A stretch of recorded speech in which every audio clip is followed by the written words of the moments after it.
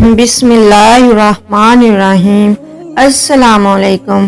اربوں خربوں درود و سلام خاتم النبی حضرت محمد مصطفیٰ صلی اللہ علیہ وآلہ وسلم پر، ان کی اولاد، ان کی آل پر اللہ تعالیٰ مغفرت فرمائے، آپ کی، میری اور سب امت کے مسلمانوں کی، آمین۔ بنی اسرائیل میں ایک انتہائی نیک شخص رہا کرتا تھا جسے اللہ تعالیٰ نے ظاہری حسن و جمال بھی دے رکھا تھا۔ وہ اپنے ہاتھ سے زنبیل بناتا اور فروخت کر کے اپنا گزر بسر کیا کرتا تھا۔ ایک دن وہ بادشاہ کے دروازے پر سے گزر رہا تھا کہ بادشاہ کی بیوی کی خادمہ نے اسے دیکھ لیا۔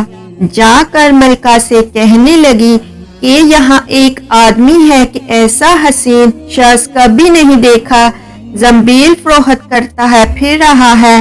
ملکہ نے حکم دیا میرے پاس لاؤ۔ اسے لایا گیا تو اسے دیکھتے ہی ملکہ اس پر لٹو ہو گئی، کہنے لگی زنبیلیں پھینک دو اور یہ چادر سنبھال کر باندی سے کہا تیل لا اور خوشبو وغیرہ لا، ہم اس سے اپنی حاجت پوری کریں گے۔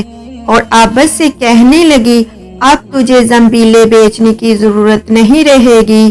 عابد بار بار انکار کرتا رہا، کہنے لگا اگر تو یہ کام نہیں کرنا چاہتا تو اس کے بغیر یہاں سے باہر نہیں جا سکتا، اور دروازہ بند کرنے کا حکم دے دیا۔ عابد نے یہ حال دیکھا تو کہنے لگا کیا تمہارے محل کے اوپر کوئی ضرورت کی جگہ ہے؟ کہنے لگی ہاں۔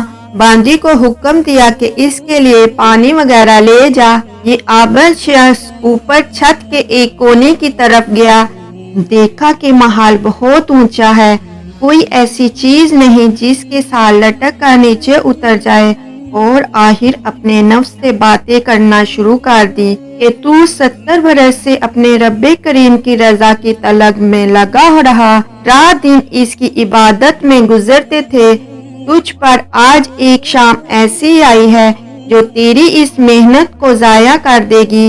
واللہ تجھ سے بڑھ کر کوئی خائن نہ ہوگا۔ اگر یہ شام تیرے اعمال کو فاسد کر دے گی، آخر اللہ کو کیا منہ دکھائے گا؟ غرض اسی طرح وہ اپنے آپ کو خطاب کرتا رہا اور آپس میں باتیں کرتا رہا۔ حضور صلی اللہ علیہ وآلہ وسلم فرماتے ہیں کہ اس کے جب اس نے بلندی سے خود کود جانے کا تہیہ کر لیا تو اللہ تعالیٰ نے جبرائیل علیہ السلام کو ندا دی، انہوں نے لبیک کا کہہ کر جواب دیا۔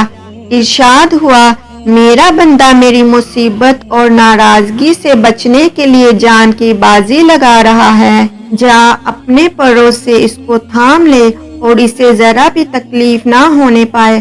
چنانچہ جبرائیل علیہ السلام نے اپنے پر پھیلا لیے، اسے پکڑ کر یوں زمین پر رکھ دیا جیسے ایک مہربان باپ اپنے بیٹے کو رکھتا ہے۔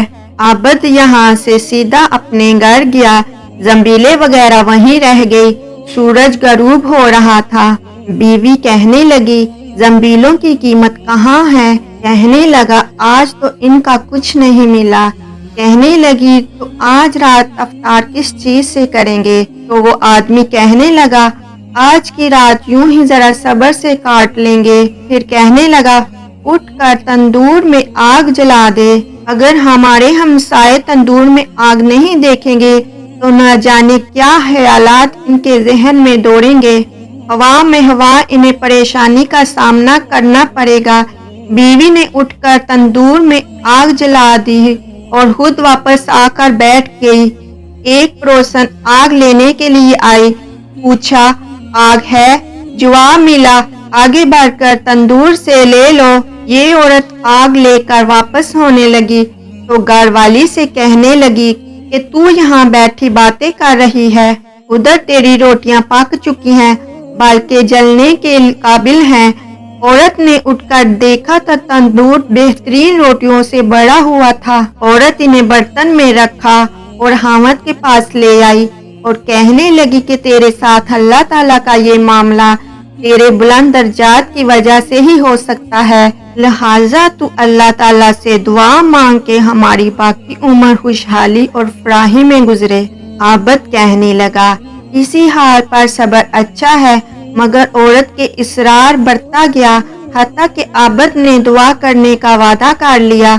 آدھی رات کو اٹھ کر نماز پڑھی اور اللہ تعالیٰ سے دعا مانگنے لگا کہ اے اللہ، میری بیوی کا اصرار اور تقاضا یہ ہے کہ اس کو باقی عمر میں خوشحالی اور فراخی عطا فرما۔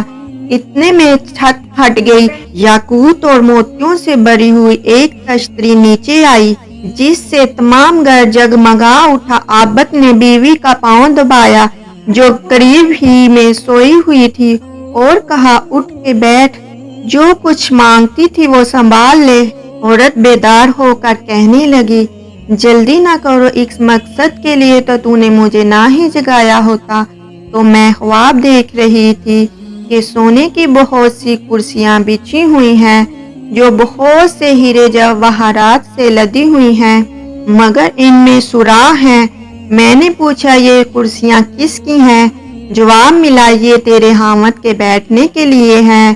میں نے پوچھا یہ سوراخ کیا ہیں؟ جواب ملا یہ وہی نقص اور کمی ہے جو دنیا کی جلد بازی کی وجہ سے واقع ہوئی ہیں۔ تو میں نے کہا میں کسی ایسی چیز کی خواہش نہیں رکھتی جس سے تیری نشست گاہ میں نقص پیدا ہو، لہٰذا اپنے رب سے اسے واپس کرنے کی دعا کر لو۔ عابد نے دعا کی اور کشتی واپس چلی گئی۔ بے شک جو اللہ کے خوف سے اپنے آپ کو نفسانی خواہشات سے بچاتا ہے، اللہ تعالیٰ یقیناً اس کی مدد فرماتا ہے۔ اللہ پاک سے دعا ہے کہ اللہ پاک ہمیں اس واقعے سے سبق حاصل کر کے اس پر عمل کرنے کی توفیق عطا فرمائے، آمین۔